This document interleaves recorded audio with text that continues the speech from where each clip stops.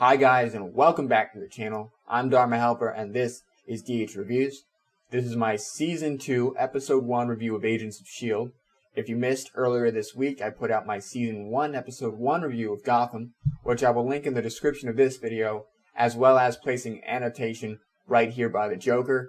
If you can click him, he will take you right to that video. What I'd like to do for this video is start off talking about the basic storyline of the episode, and then sort of transitioning into the characters of the episode and what we saw from them and the changes we saw from Season 1 leading into Season 2 here. And so then I want to wrap the review up. I have a very special guest to help me wrap the review up, and I want to talk to him, and I'm excited for you guys to get to see that. But to start off with, let's talk about the basic storyline of the episode. The story of the episode starts off with a flashback to 1945 in Austria, and there are these Hydra agents talking about the fall of the Red Skull, and they're talking about how this obelisk has all this destructive power, and we see them with an item that looks very alien in nature, and there's a black, charred almost corpse, and then as they're discussing this, they are ambushed and attacked by Agent Peggy Carter and the Howling Commandos from the first Avenger. And they secure the scene, they arrest these Hydra agents, and they mark everything down, and they mark the obelisk down as SSR 084. And again, if you know anything about Agents of S.H.I.E.L.D. and that sort of mythology, the 084 designation is a designation for objects of unknown origin. And so from this scene, we pretty much get the idea that this obelisk is the original 084. And then we jump into the present day, where we see an ex-S.H.I.E.L.D. agent trying to sell a packet or a file of information on the 084, the obelisk, to a group of people led by Lucy Lawless. And so they're trying to do this exchange, and we see this exchange is monitored by May and Sky and Triplet.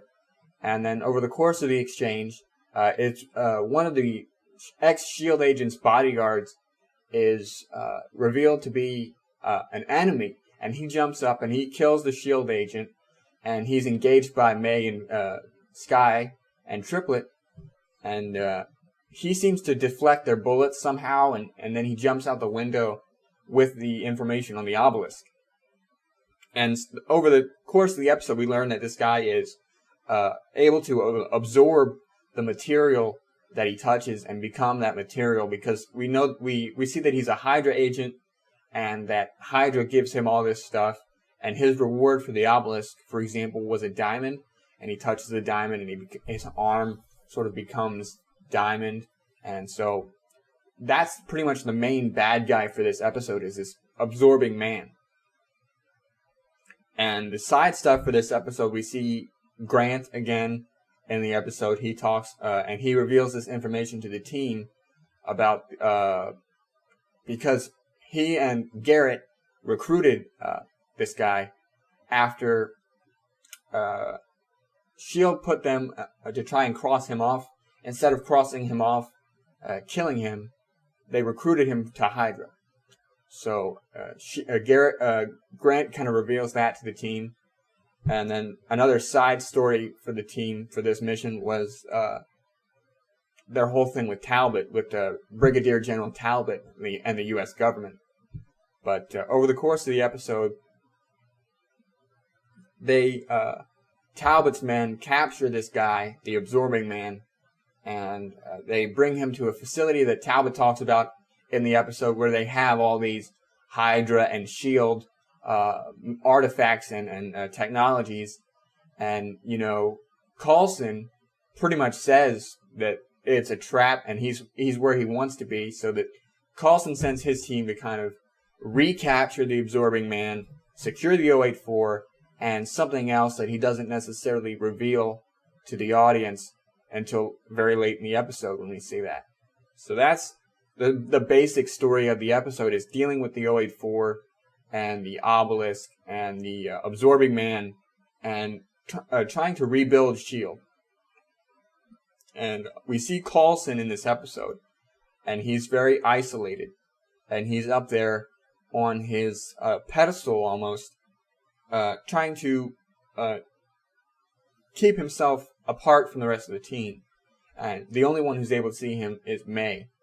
And he talks about going on a recruitment drive and all this stuff and trying to bring S.H.I.E.L.D. back and work within the shadows to try and remain undetected. And that's another part that's huge in the story of this episode is their efforts to remain undetected.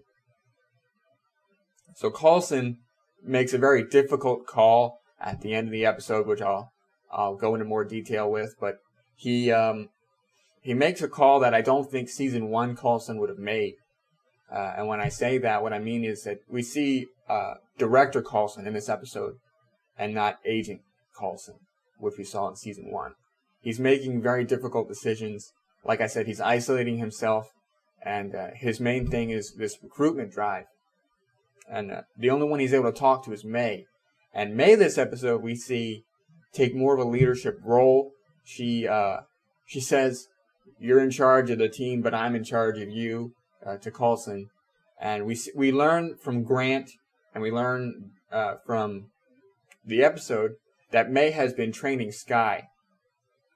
And so, where in my predictions video I thought that May might be closer to Fitz, I was wrong. Not necessarily May and Fitz, but it's actually May and S.H.I.E.L.D. have gotten a lot closer, and we see that this episode. So May has taken on more of a leadership role, and she's helping to train S.H.I.E.L.D., and she's lightening up a little bit, and they're becoming close friends, and you see that over the course of the episode. And in terms of S.H.I.E.L.D., what we see this episode is, again, another huge transformation from season 1. She's more capable in terms of a field agent. She's more independent, more strong in terms of character. And we see her relationship with May, like I said, develop. And those two are very close. And then Coulson is actually drifting further and further away from S.H.I.E.L.D., it looked like to me. And Coulson, like I said, is isolated. And Coulson and S.H.I.E.L.D. have an exchange in this episode where he pretty much asks her to go down and talk to Grant. And we see S.H.I.E.L.D. and Grant interact, and she's very hurt still by Grant's betrayal, and rightly so. And so that's how they got the information about the absorbing man, is S.H.I.E.L.D.'s exchange with Grant. And Grant almost tells her about her father, but she can't really handle talking to him long enough for him to reveal that information to her. And talking about Grant, we see him in this episode, and he's very dilapidated, and he's very defeated, and he's almost, psychologically gone. We learn that he's tried to kill himself multiple times. We learn that he has been kept underground in the playground, which is their new facility, exactly for the reason to gain information about Hydra. And he says, that he's going to tell the truth to S.H.I.E.L.D. from here on out, and all this stuff, and he's really just out of it. And in terms of Grant for this episode, I was sort of creeped out, by his obsession with S.H.I.E.L.D. and by his behavior. And it was really weird to see Grant like that, to see him so pale and so just sickly looking, and he got the beard, and just so psychologically gone.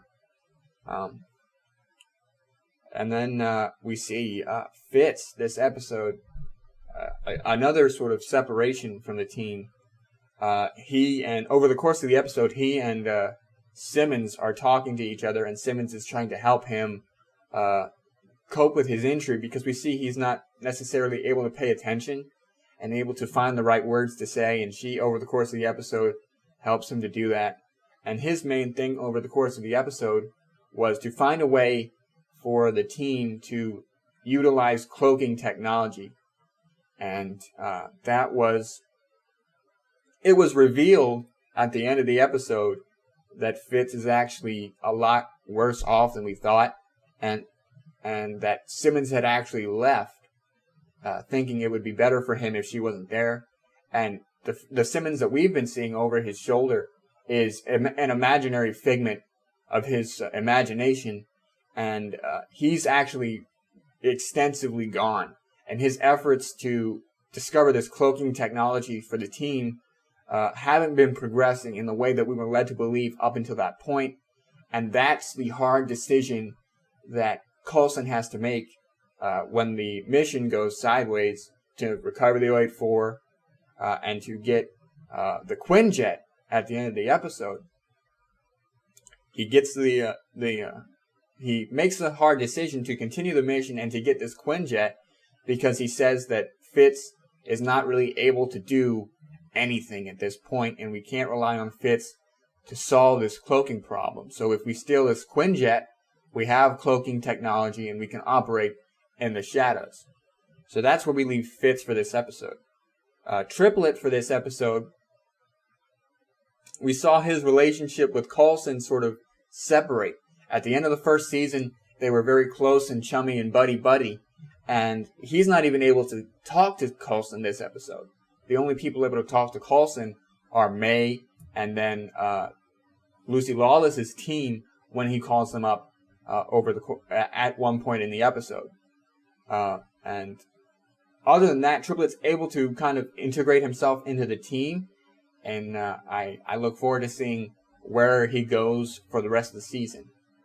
Talking about Lucy Lawless's team, again, at the beginning of the episode, they pose as buyers for this ex-S.H.I.E.L.D. agent, and it's revealed that her team is working with Coulson basically for the money, and because they're mercenaries, and she and Coulson have a prior relationship, and she kind of understands that, but the rest of the team doesn't. And they go on the mission to recover the obelisk, and over the course of that mission, it goes sideways, like I said, and what I was referring to was the fact that pretty much the entire mercenary team is wiped out except this one guy. I believe his name was Hunter. And I want to talk and wrap up my discussions of these characters by talking about Hunter.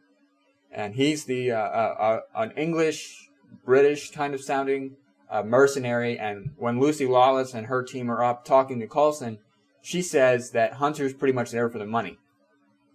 And to see him react, his reaction to his team being put in danger when Coulson makes that hard decision, and to know that he's pretty much only there for the money, it's interesting to me to see where his loyalties will lie moving forward over the course of this second season, because his loyalties are pretty much where the money is, and we see him sort of take up that role that we saw the team that we're familiar with have in season 1, where they get orders that they're not necessarily comfortable with. And so we see that sort of dynamic where Phil has become Nick Fury this season, and Hunter is basically in the same scenario that the team was in the first season, where they're getting these orders that they're not comfortable with. And as a result of that, his team is wiped out pretty much as they're escaping from the absorbing man. He wipes out the entire team in a car crash, and the only way for Hunter to survive is to play dead. So to see the weight of that moving forward in the second season, I'm going to be interested to see where that goes. And that'll wrap up my characters discussion for the review here. And to finish off the review, again, I want to give my general thoughts, but I'd like to introduce you guys to, this was really exciting for me and really awesome for me to get to do this. So, like I said, over the course of my review, Agent Coulson has been isolated, and he's been, a very difficult guy to reach and to get a hold of. But I was actually able to, put a couple feelers out there, and I have with me to discuss the episode and our general thoughts on the episode, I have Agent Phil Coulson, all the way from the playground.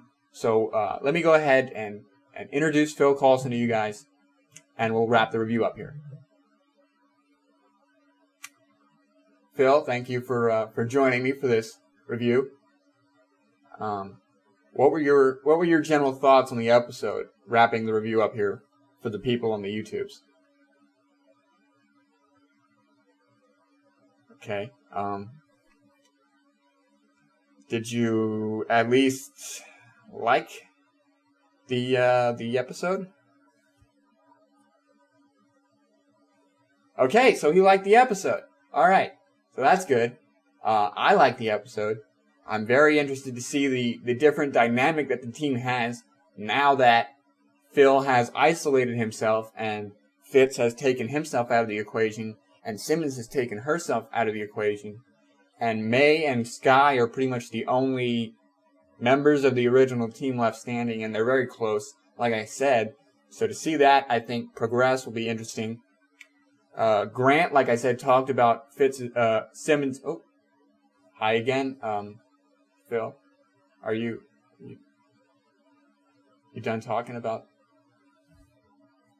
Okay. Are you okay? All right. So, like I said, S.H.I.E.L.D, her father, seeing more of him coming up here would be interesting because Grant talked about that.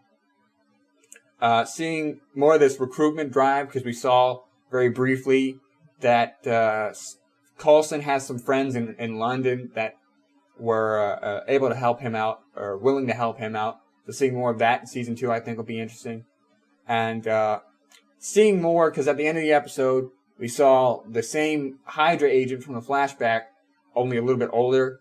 So seeing more Hydra and more of the Absorbing Man, because I think the Absorbing Man is going to fill that role that Mike had for the first season as in terms of the big bad guy. But he has the advantage of not being a good person, not being under mind control. So they can really go a lot farther with that character than they did with Mike. So that's what I'm looking forward to for season 2. More from Sky's father, more from Hydra, more from this London arm of S.H.I.E.L.D, and more from the Absorbing Man. And like I said, wrapping up my characters review, I think Hunter is going to play a very key role, and his allegiance is going to play a very key role moving forward. So, Phil, I want to thank you for joining me. I know you're very busy. You got a flight to London you got to go talk to these guys about this recruitment drive, right? I'm not sure if that was a yes or a no. But with that said, I've been Dharma Helper. This is Phil Coulson, director of S.H.I.E.L.D. And we've been DH Reviews, and we hope you guys enjoyed this review. So I'm going to say goodbye to you, Phil. Goodbye. Just bump it out. All right. Phil's gone. He's out of here. So with that said, thank you guys so much for watching. Follow me on Twitter @TheDH and we will talk about the episodes together. Leave a comment in the comment section if you enjoyed this review. Leave a like as well if you enjoyed it, and it really helps me out, really gets the channel out there so that I can continue to do fun stuff like that with Phil and fun stuff just experimenting with the channel here. And subscribe so you can see my reviews as they come out. For example, I have my final review of the week coming out tomorrow, Thursday. I'm going to be reviewing Season 1, Episode 1 of Scorpion, which I'm very excited to get to review. I had my Gotham review come out, like I said, and you can click that in the description or in the annotation on the Joker. And with that said, again, thank you guys so much for your support so far. Continue it, keep it up, and I will see you guys in the next video.